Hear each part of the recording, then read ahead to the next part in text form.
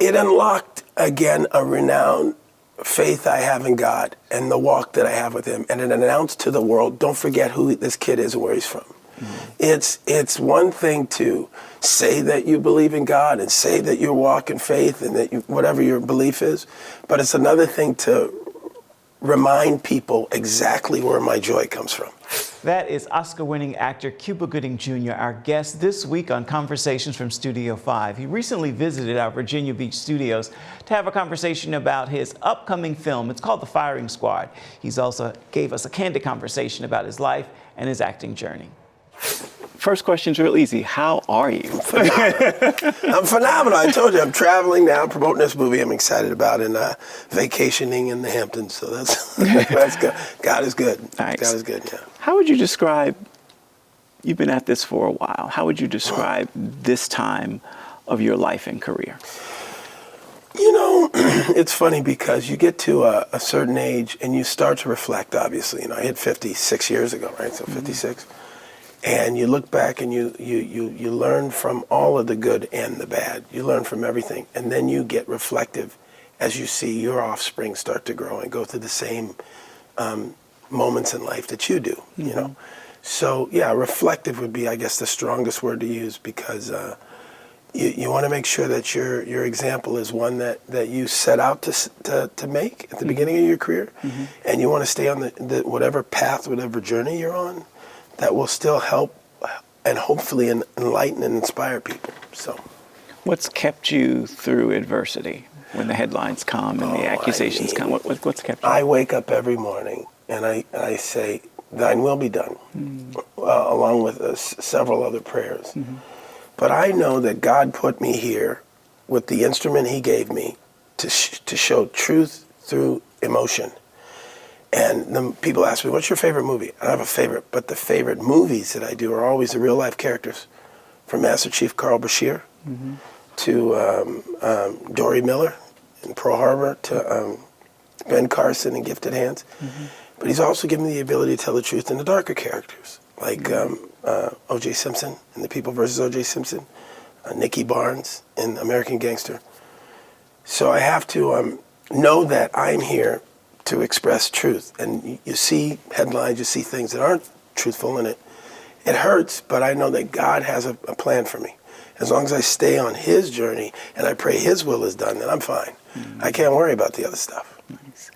So here we sit talking about this particular role. Yes, you sir. play Samuel Wilson. What happens when you first read the script?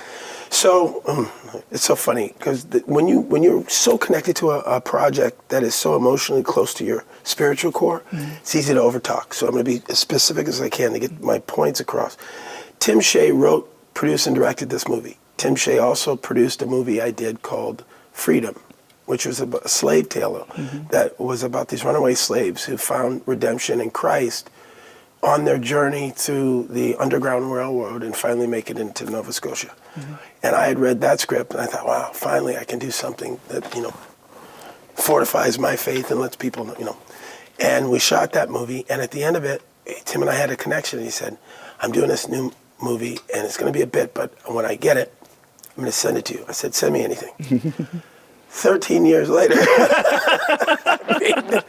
he sends me this. He says, all right. I said, who is this? No. But he said, it's a true story of these three Americans who find each other in an Indonesian prison and been sentenced to death by firing squad. And I want you to play one of these prisoners. So I said, all right, send it to me. I read it. And I wept and wept and wept at the end of it. And I called him and I said, you got to understand something. You're asking me to sing Amazing Grace at the end of this movie like you did in Freedom. He said, yes. I said, phew. I said, my father passed away in 2017, 2018. I always confuse those years. It's like they're a blur to me right now. But I said, and my dad always said, you're the actor, I'm the singer. You can't sing, you act, and I sing. Then when he passed away, literally in 2019, 18, 19, they called me to star on Broadway, well, actually on the London stage of a production Chicago, the musical, to play Billy Flynn. And the first thing I said is, I can't sing. I said, oh, it's more talking. I said, but we'll get you a vocal coach. I said, vocal coach. So I went, Eric Vitrell, blessed man, for 3 weeks, turned into 6 weeks, turned into 2 months, turned into 6 months, and then I stepped on that stage, and my father's voice came out of me. And I thought it was for that production. I thought it was for that London run that I did for 5 months, and then they asked me to come for another 3 months on Broadway, and then another 3 months on Broadway. So I'd done it for a year, over a year, almost a year. And now I just been doing karaoke, right? For like everywhere I go, every city, any show I'm filming, and then Tim calls, and I'm telling you, when I read that end scene, it just opened emotion in me. And then I called Tim back. I told him, hung up. Obviously, we went shot the movie, and we shot in this abandoned prison at one point in Vero Beach. And you're shooting in a prison, you feel a spirit. You know, we feel spirits around us everywhere, right? Absolutely. Every building we're in. But you could feel the heaviness of this. And he said, you ready to sing that song? And I said, in ways you don't know, brother. And then we did it, I think, for about an hour and a half of take after take after take, and then it is what it is in the movie. But I told you, my long window. I think I answered your question. What's your question? What I had for breakfast? Whatever you asked. See, and folks look, you mad I'm going to show the cup, but I didn't say. And people don't, your dad was the lead singer of The Main Ingredient. Yes, everybody plays the fool everybody sometimes. plays Which the could have been the answer to your first question. Everybody plays the fool sometimes. Did this film change you in any way? So it unlocked, again, a renowned faith I have in God and the walk that I have with him. And it announced to the world, don't forget who this kid is and where he's from.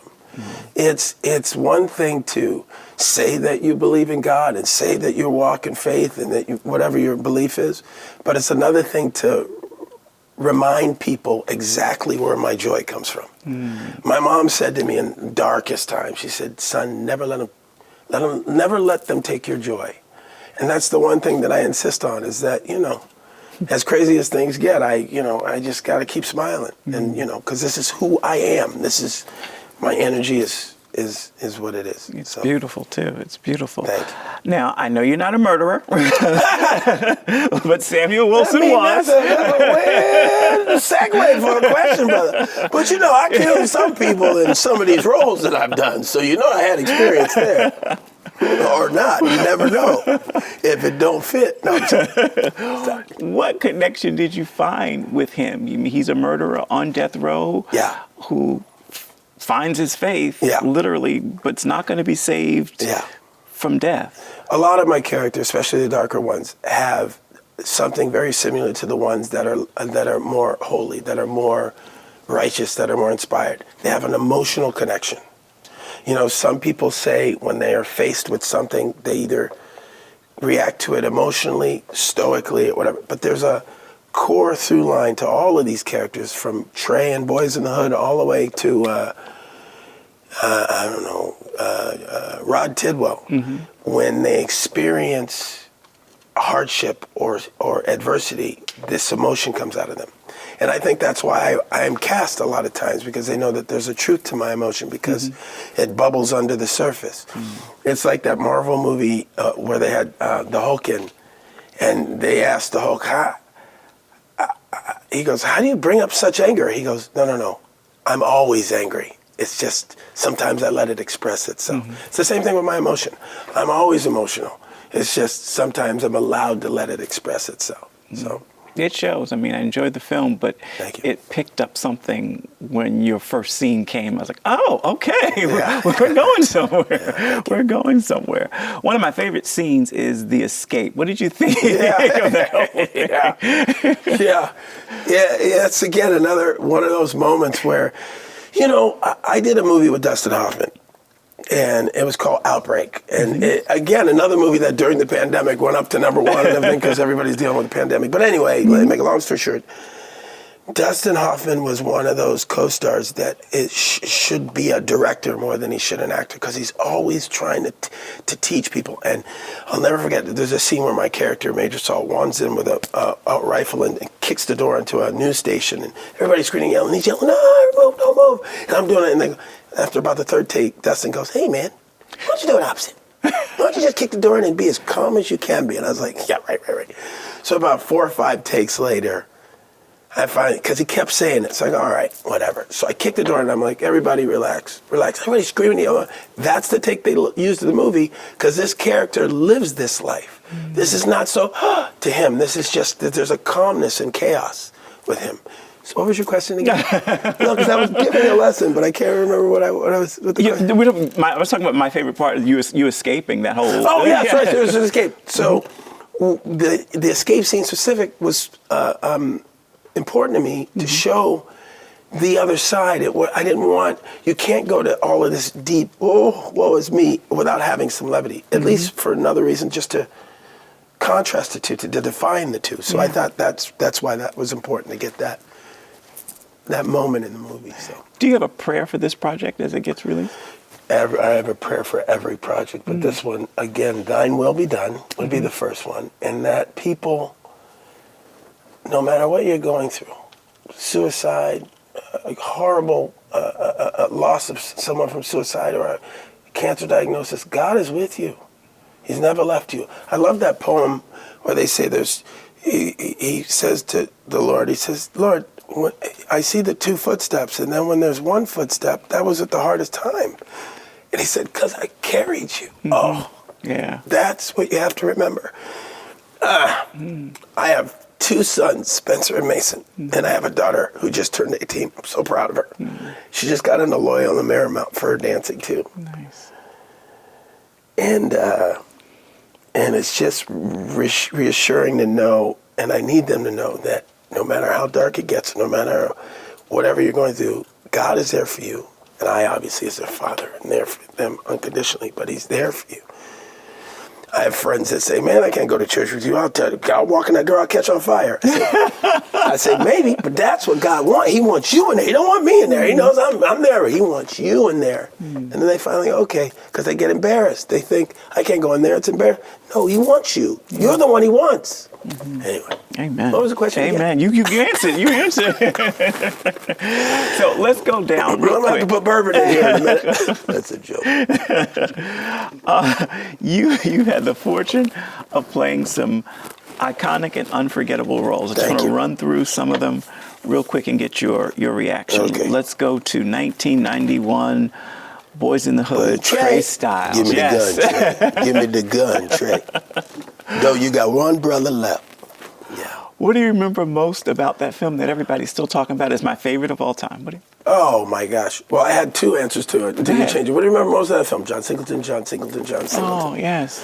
That people still talk about to this day? Give me the gun, Trey. Or,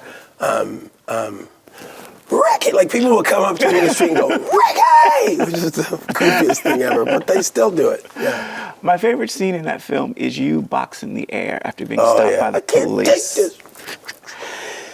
You know what the thing that freaks me out every once in a while is I'll see young kids walking around with my face on their shirt, and I'll say, you know who that is?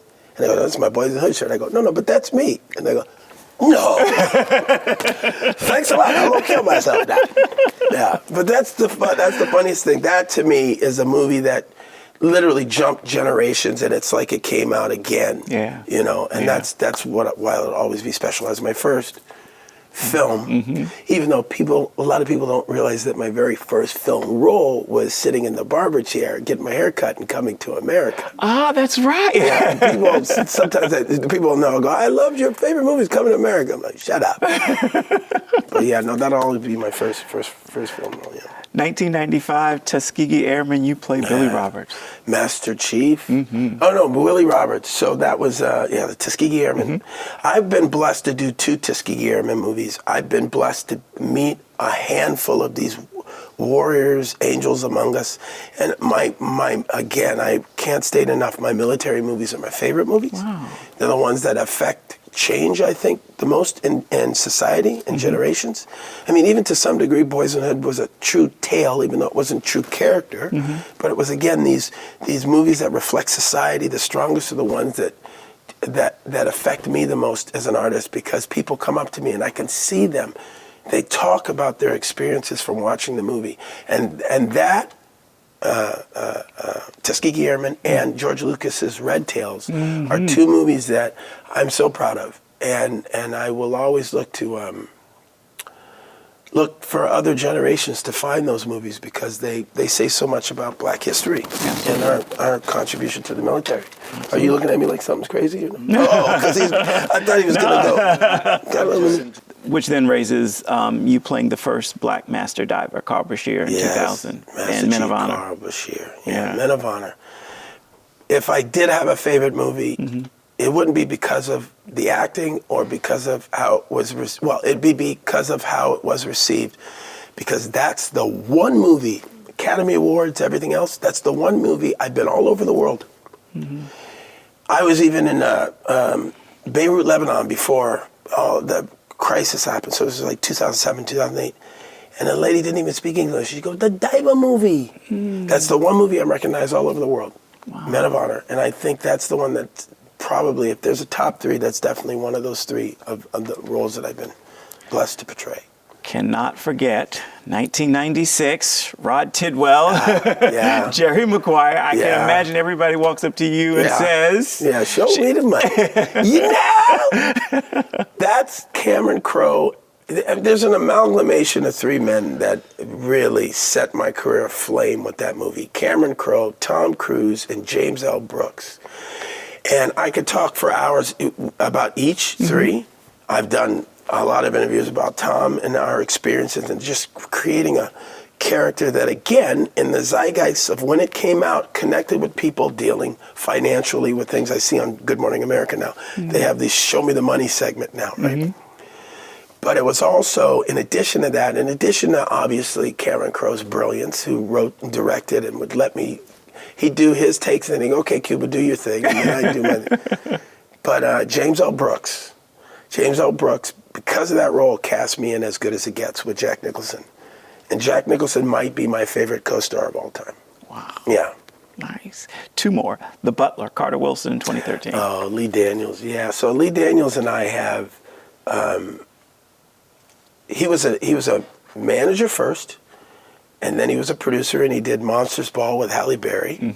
And then he said, all right, I'm ready to step behind the chair. And he had me as his lead in a film called Shadowboxer. Yes. And we connected with that movie in a way where he said, every script I get, I send you.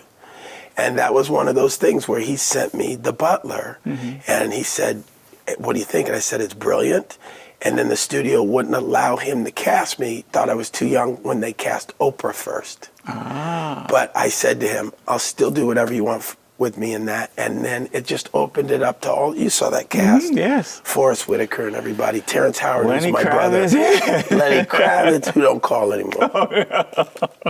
I said it. But Terrence Howard and I have a bond to this day. Lee Daniels. You know, this is relationships that I'll take to the end with me. Life of a King, Eugene Brown, 2014.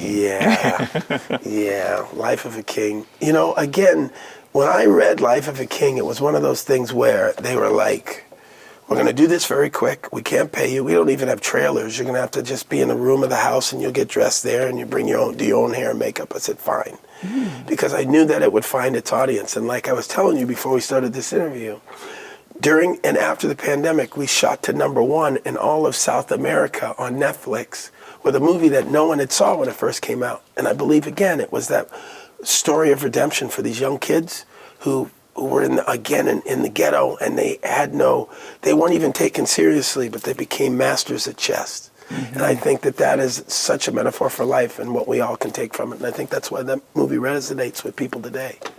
So you are in a family of entertainers. You're April, Tommy, and Omar. That's all That's of right. you.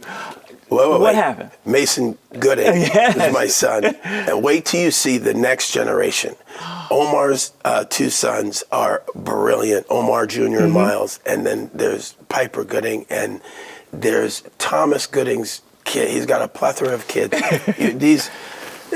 I'm so excited to see these kids because they sing and dance all day, every day. And they're more talented than we were because we faked instruments. They all play instruments. It's crazy. It's crazy. Oh. The next generation are new and improved models. I've always said that. So did mom and dad push it on you guys? Oh, they did. Okay. 100%. 100%. Yeah. Nice. What do you think this film says about God in the absolute worst of times? That he is not going anywhere. That he is there and he'll be there. And even in the darkest moment, even in the afterlife, he's there for you. And now he's going to continue his love for those you left behind and make sure he has the same attention for everyone who just seeks him. That's all. You spend much time Googling yourself to see what people are saying? I used to, but no. I try. We're actors. We're really bait, right? So we'll go, and then I go, well, that's what I get for reading that. But you can't take anything too seriously. It's like it used to be when I started out, all you read about yourself were reviews or promotions for movies. Now it's anything you do. I didn't read my reviews, good and bad then, and I don't read my reviews for going to the grocery store. You got to keep it the same frame of mind or you want to jump out a window. Nice. If you could go back and talk to little Cuba growing up in light of all that you've endured and been through, what would you tell that little boy? Just simply, not too much. You need to go through it. You went through it, but don't ever take it too seriously. Don't take the highs too seriously. Don't take the lows too seriously. Because I think another lesson I had learned after I won the Academy Award, Cameron Crowe said, work with good directors. And so I had good directors come to me and I go, I don't really feel that world. You know what I mean? Took myself too seriously. I'd say, don't take yourself too seriously. Just keep working. Nice. Thank you. Thank you. Beautiful. Thanks. The Firing Squad is set to hit theaters nationwide on August 2nd. Thank you so much for joining us for this week's edition of Conversations from Studio 5 and making us your weekly destination for uplifting interviews with a strong focus on faith. For more information on the show, you can check out our Facebook page. You can also find us on Instagram simply by searching Studio 5. Look forward to seeing you back here again next week, right here on the podcast.